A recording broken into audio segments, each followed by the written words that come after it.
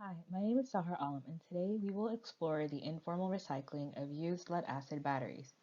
Economic development and growth has increased the demand for lead-acid automotive and storage batteries. The components of these batteries include lead, acid, and plastic.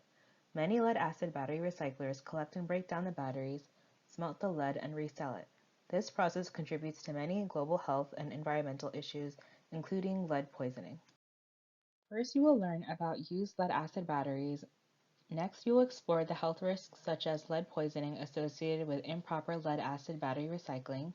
Then, an interprofessional team interview will help us explore potential interventions for lead-acid battery recycling. We'll then assess interventions proposed and finally review the lessons learned from this project. First, we'll learn about used lead-acid batteries. Over 85% of the total global consumption of lead is used to produce lead-acid batteries, which are mainly used for motorized vehicles, storage of energy, and for backup of power supplies. Economic development and growth has increased the demand for renewable energy sources, the need for storage batteries, as well as the demand for lead-acid batteries. Lead is one of the most universal and poisonous metals, and it is one of the most recycled metals. A 2004 study proposed that lead exposure accounts for almost 1% of the global burden of disease, with the highest burden in developing regions. There are many health risks associated with informal lead-acid battery recycling. One main health concern is lead poisoning. According to UNICEF, one-third of the world's children are being poisoned by lead from recycled batteries and other sources. The unsafe recycling of lead batteries is a lethal and growing danger on the planet. Lead is a potent neurotoxin and there is no known safe level. It is a serious environmental health threat to children. Acute lead poisoning from a single exposure is relatively rare and chronic poisoning is much more common. Young children are particularly vulnerable to the neurological toxicity of lead, and this is the main reason that lead exposure is a public health concern. Lead also has toxic effects on the reproductive, endocrine, and cardiovascular systems. Gastrointestinal effects are common in lead toxicity and can include the loss of appetite with weight loss, constipation, abdominal pain or discomfort, nausea, vomiting, and a metallic taste in the mouth. Lead exerts toxic effects in all parts of the nervous system. Lead poisoning can cause life-threatening disruption of brain function, particularly in young children as well. Lead is able to pass through the blood-brain barrier due to its ability to substitute for calcium ions.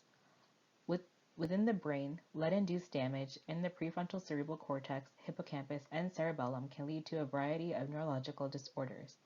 Lead poisoning symptoms in adults include high blood pressure, headache, abdominal pain, and reproductive issues, including reduced sperm count and abnormal sperm, and miscarriage, stillbirth, or premature birth.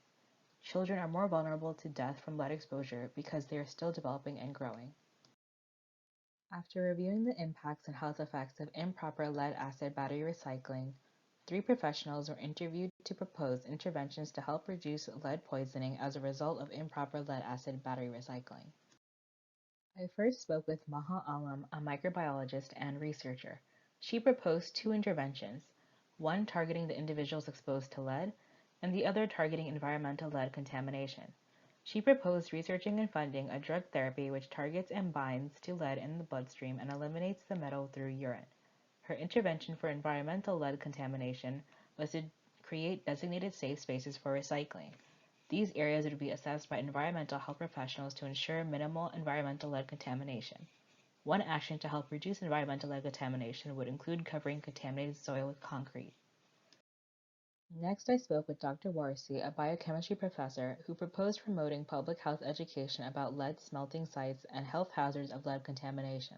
She also discussed the government should fund the distribution of safety gear and equipment. Next, I spoke to Hamza Alam, a data analyst. He proposed the implementation of health policies that would regulate corporations and their recycling procedures, make corporations responsible for paying and providing health care to individuals who recycle the company's batteries, and he proposed the implementation of government policies to provide benefits for individuals who recycle lead-acid batteries. Let's review the proposed interventions from the interprofessional team interviews. The proposed interventions included research and development of drug therapies to help individuals who are exposed to lead, increasing and promoting public health knowledge about lead and safety measures when working with lead-acid batteries, and implementation of corporation and government health policies to attribute responsibility for recycling procedures and to protect the workers. Finally, we'll review the lessons learned from the interprofessional team project. Individuals who are not experienced in public health but are experts in different fields can help develop creative public health interventions. It is important to understand different perspectives and how everyone's experiences inspires their proposed solutions and interventions for public health problems.